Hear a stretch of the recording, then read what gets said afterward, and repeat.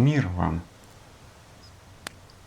Сегодня предлагаю послушать статью митрополита Каллиста Уэра «Великий пост и общество потребления». Предисловие. В христианском сообществе, как западном, так и восточном, время Великого Поста, 7 недель перед Пасхой, традиционно рассматривается как высшая точка церковного года. Это время решений и возможностей, специально выделенное время. Но выделенное для чего? Как мы в современном нам потребительском обществе должны понимать назначение Великого Поста или, как говорят православные, Великой Четыредесятницы? Какое отношение имеет и имеет ли Великий Пост к экологическому кризису, с которым мы все сегодня сталкиваемся? Воздушные змеи.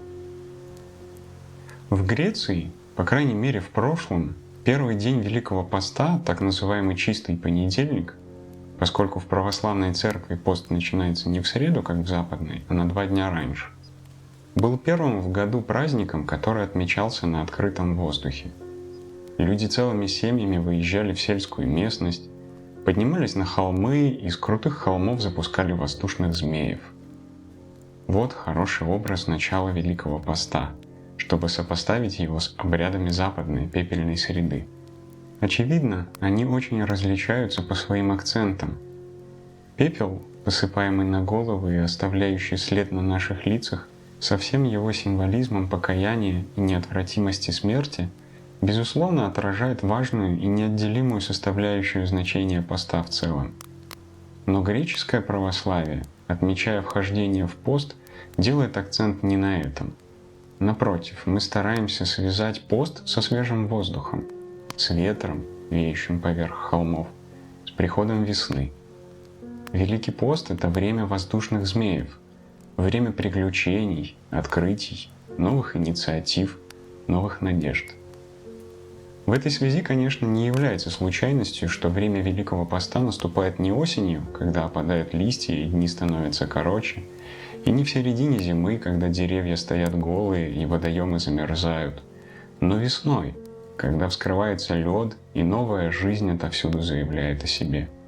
Действительно, первоначальный смысл английского слова «Lent» — «пост» — это именно весенняя пора, как это видно из слов одной средневековой поэмы.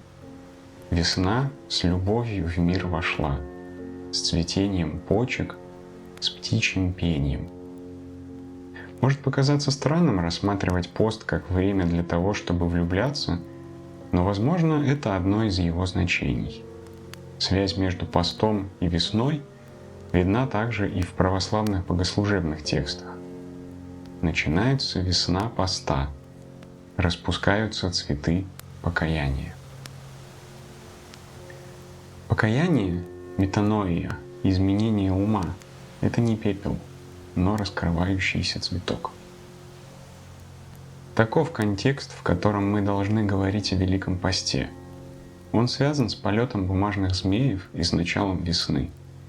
Но также он связан со свободой.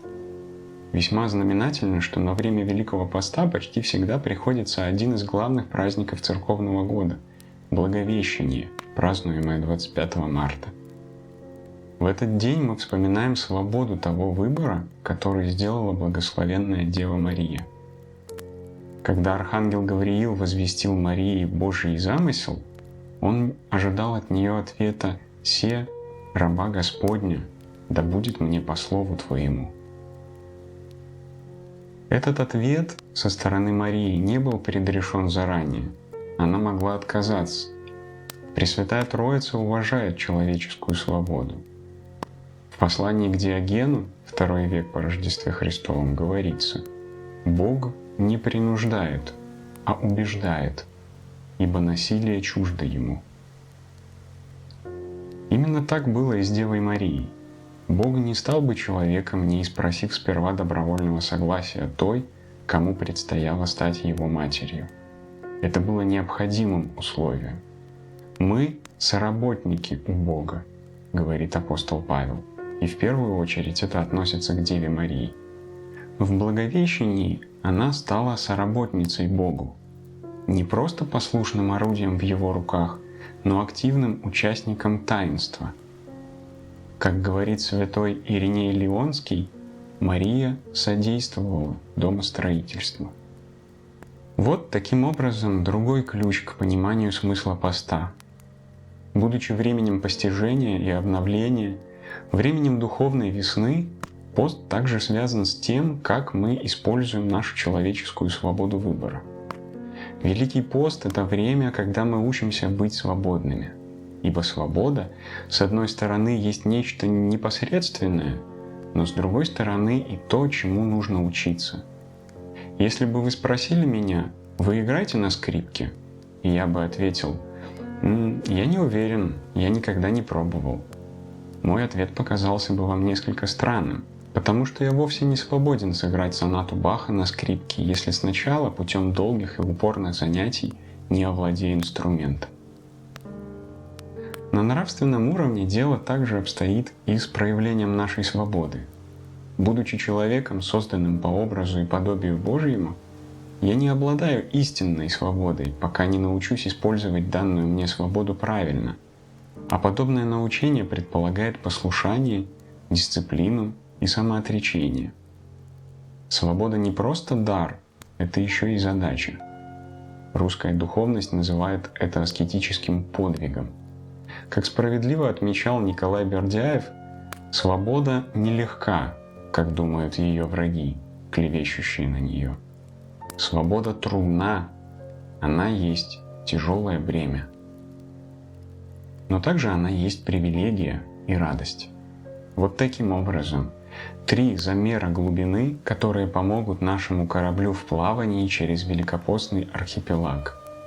Уже достаточно ясно, что Великий пост связан не только с тем, что мы едим и пьем.